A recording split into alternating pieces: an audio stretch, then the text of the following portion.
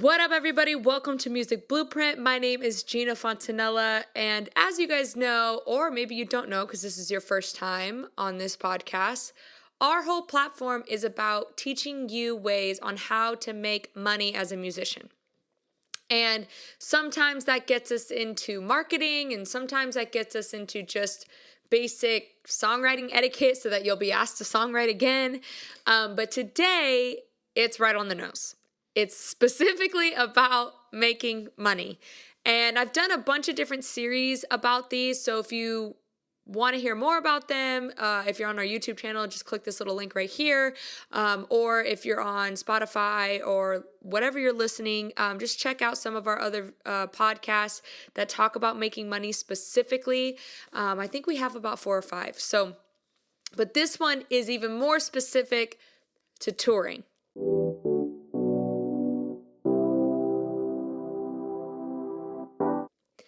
And there are a lot of ways to make money touring / playing shows. I should have been more specific, maybe playing shows. Maybe you don't want to tour, but maybe you just want to play shows.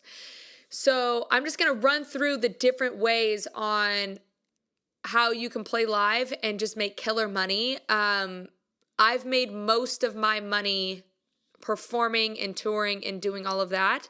So this definitely is more of my expertise, I would say. I put my 10,000 hours in performing shows. So the first one is weekly shows. Now, these are the shows that you kind of use to keep your chops up. They're not shows that you're selling tickets and it's your artistry show and all this stuff. I mean, you could do an artistry show. That's so hard to say. By every week, you could do 3 or 4 shows a week, and that's more of a tour feel, right? Like you're traveling around, for me, I was just traveling around in my Prius and driving state to state and playing shows. I was playing 4 or 5 shows a week, and then I'd be on the road about 3 months at a time.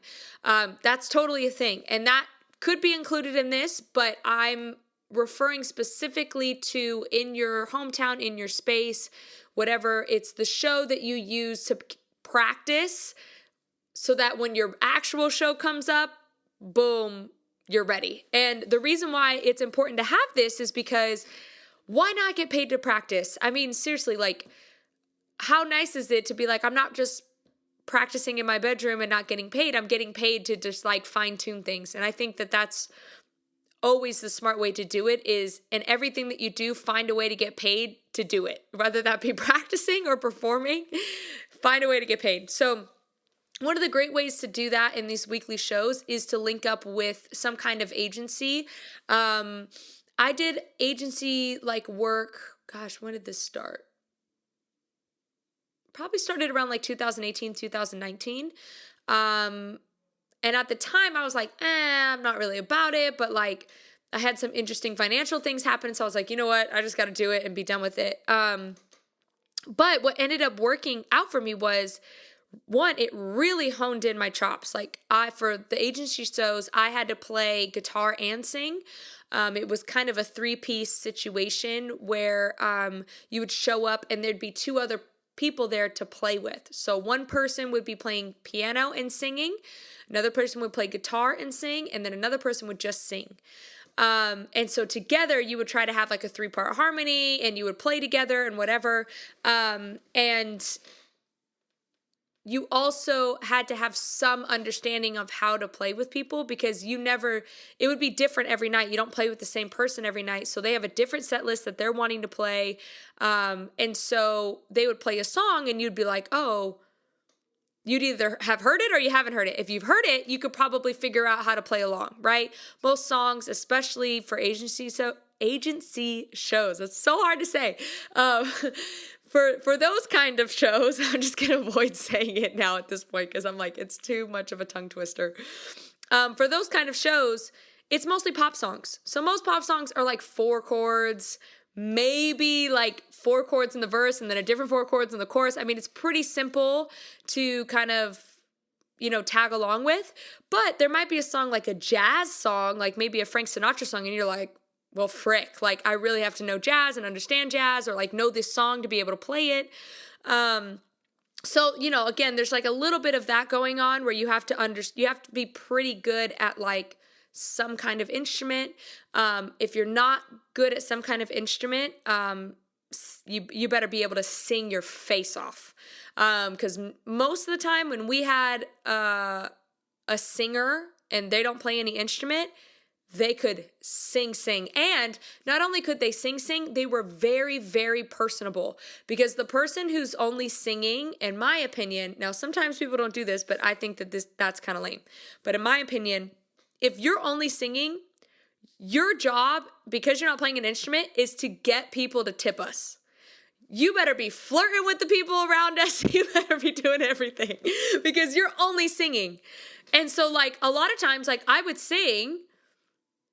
be singing and they don't have the lead part. So I'm singing the lead part and playing guitar. I'm like, you better be like, oh, like how you doing tonight? And oh, what's your name? And like, you better just be gassing people up so that they just love us and tip us at the end of the night. So, but these weekly shows are really great. I shouldn't really call them weekly. I should probably call them like daily, because I would play those shows anywhere from like 3 to 5 times a week.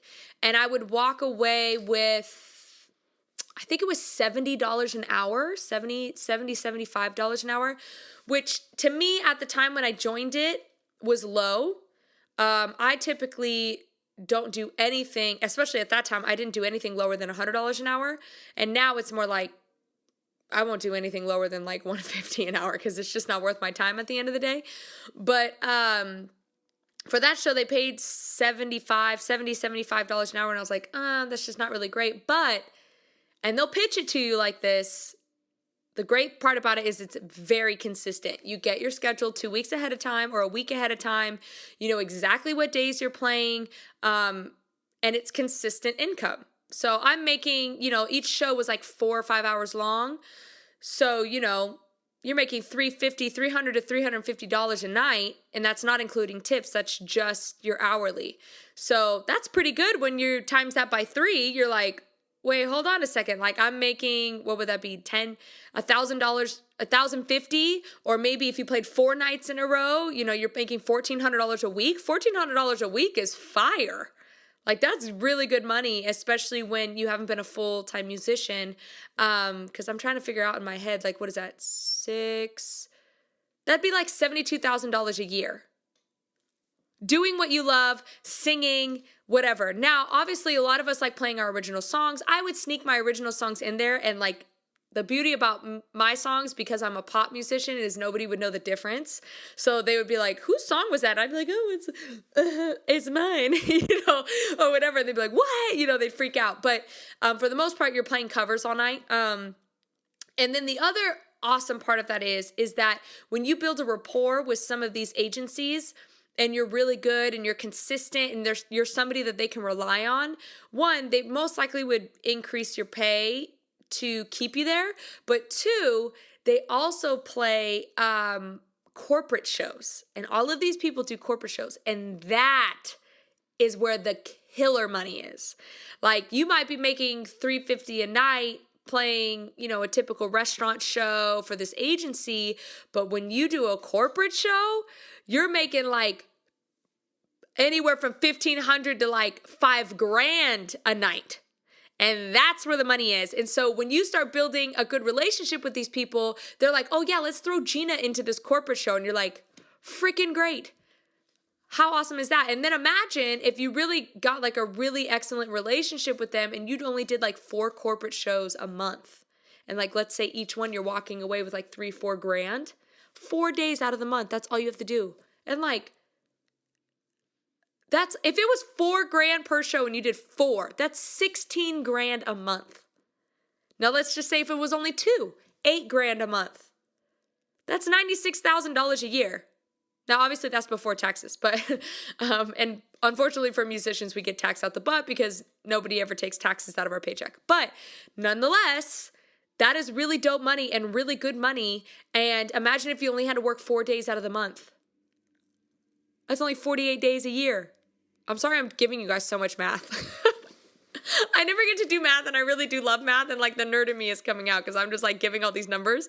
But really think about that, you guys. Like imagine only having to play 4 shows a month. That's freaking crazy. Or even like 3 shows a month. Like even if you just made $1,000 a week, that's still really good money. And you only have to work 3 days a week for 4 hours at a time. That's dope money. So anyways, try to find some of these companies. I mean, just go to Google and type in like music agencies in whatever city you're from or whatever, figure it out. But they're all called agencies, and there's different ones. Some are bigger than others. Some, like the really big ones, have places for you to play like all throughout. For me, it would be America. I'm from America, so they have ones all throughout America. But let's say if you're somewhere else that's abroad, they might have like a bunch of them in England, a bunch of them in Germany, or they might, go a little bit past, like, they might have multiple countries, because I know in like other countries, there's a lot smaller. The countries are a lot smaller, so it might be easier to do it that way. But yeah, just look it up and try to get tapped in. You will have to try out, so get something together. And you are expected to have like a certain amount of songs prepared that you could do like that night, and adding songs to your repertoire. One of the main reasons that I was like just a person that my agency just loved was because I was one of the few people that just kicked butt at doing like requests. So somebody would come up to me and be like, hey, do you know this song? And like all 3 of us would be like, nah, we don't. And I'd be like, I kind of do. And then I would play it, and then I'm like, oh, actually, I knew the song a lot better than I thought I did. And I was just fearless in taking on requests. Now, if I knew I was going to butcher it, I'd be like, hey, do you have like another song, or like or maybe like I knew another song with that artist or something. But for the most part, I would be pretty fearless on people asking for requests and then just like taking it on. And a lot of times people are very graceful with it. I'm like, hey, I don't really know it, but I'll take a whack at it. And they're like, okay, cool. And they just have fun with it. Okay, so the second one that we should talk about is ticketed shows. Now, ticketed shows are more your artistry shows. They're ones that you hella have to promote for, and you have to practice for a lot. So you have to have everything like tight and right. With like the agency shows, like once you got like a hang of it and got in a rhythm, I never practiced ever, like never had to practice, not one time. But with ticketed shows, obviously I'm putting a set together with my music, my songs, possibly with a band or some kind of setup. And that takes practice. So I have to practice. So that takes a certain amount of hours. And then I also have to do hella promo to get people to buy tickets. Now, if you're linked up with a booking agency, fire. They'll do most of the work for you. But some booking agencies don't, and they just book you the show, and then they just let you go out there on your own. So there's just a lot of promo to be happening with that. There's a lot of like extra effort. It's not like your, weekly shows, and there's no guarantee on how much money you'll make because you don't know how many tickets you're going to sell. You could assume, and you can like get people to like pre-order them, but for the most part, a lot of your ticket sales will come either the day before or the day of, which is like hella stressful, because if you're like, man, I've put like 15 hours in, and like as of right now, I'm only gonna make like $50. You're like, whatever. But ticketed shows are more than just the money. It's more about exposure and, cross-pollinating your audience with, whoever's also playing that night.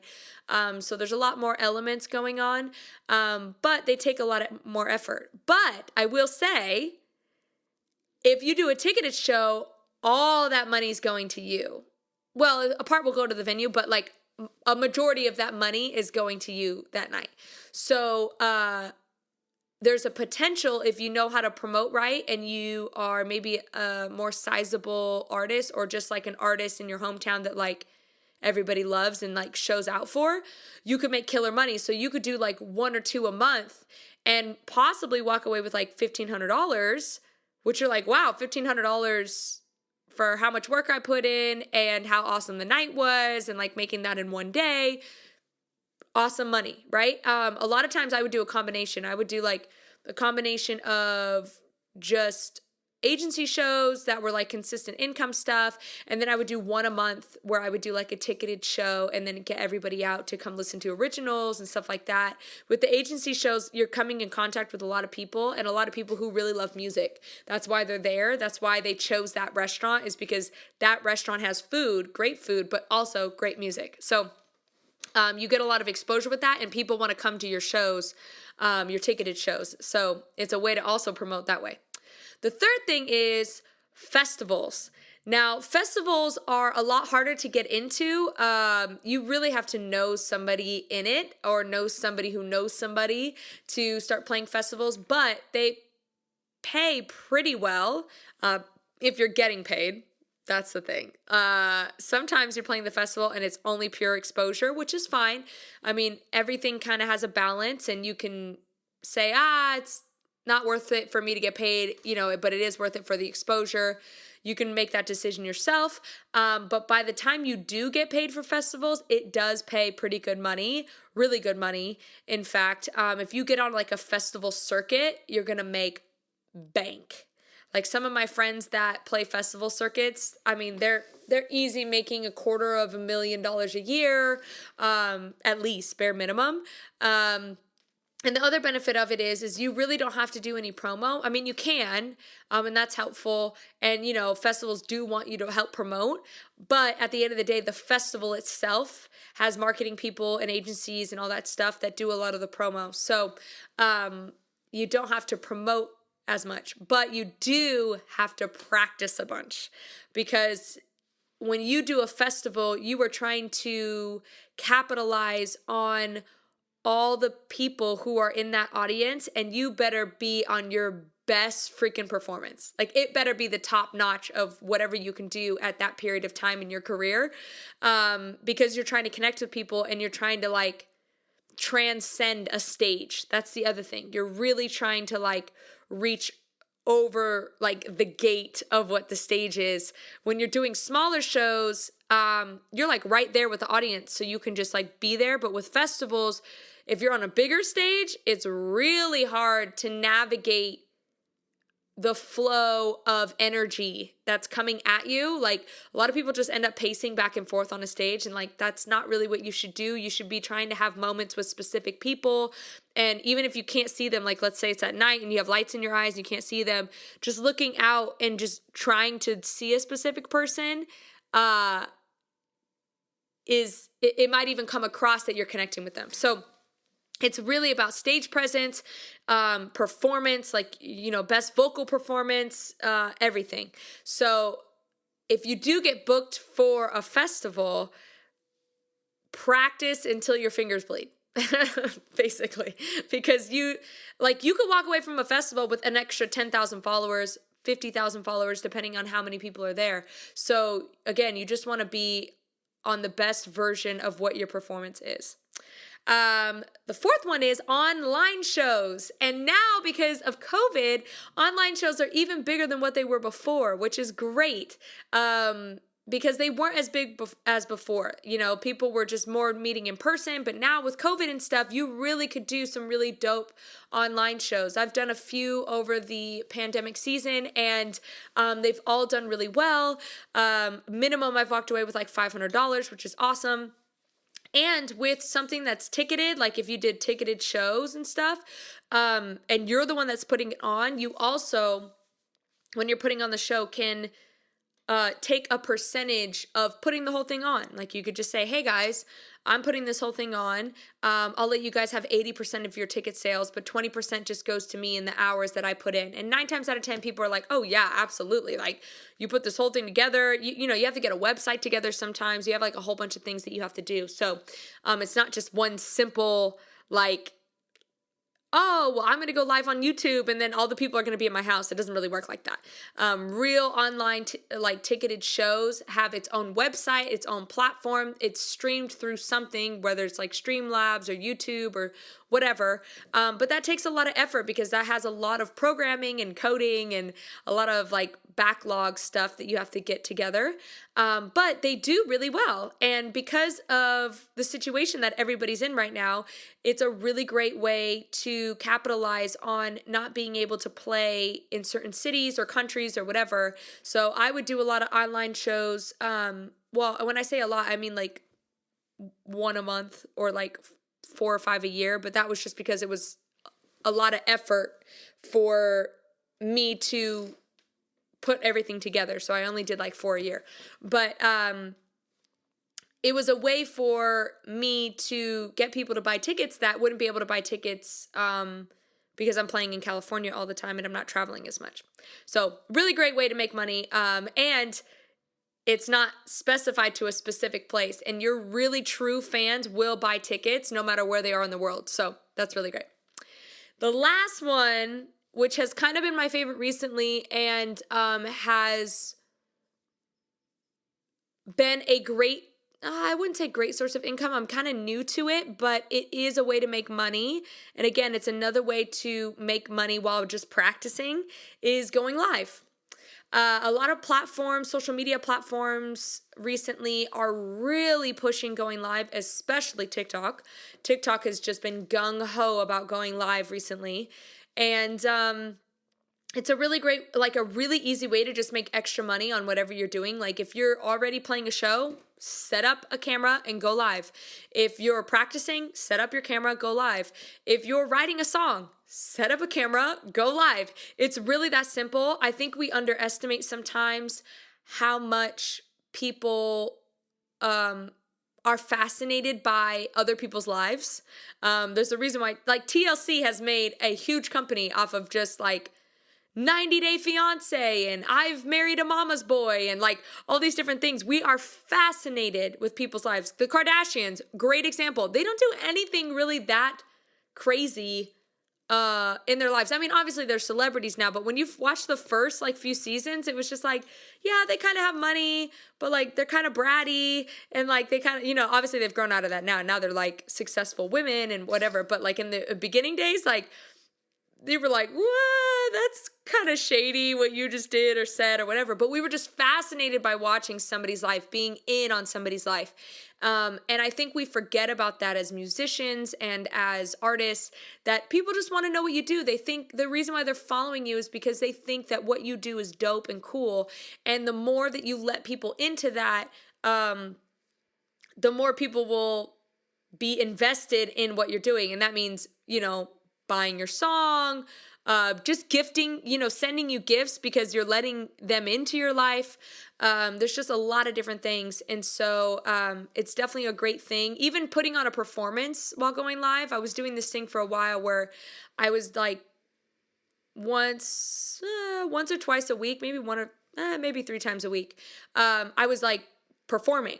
Like literally putting on a whole show. I figured out how to rig my system to like make it really simple, just like boom, plug and play, really easy. And people loved it. People were like requesting songs. I would sing different requests and it was awesome. And it was also a way for me to practice my originals and really get my originals down.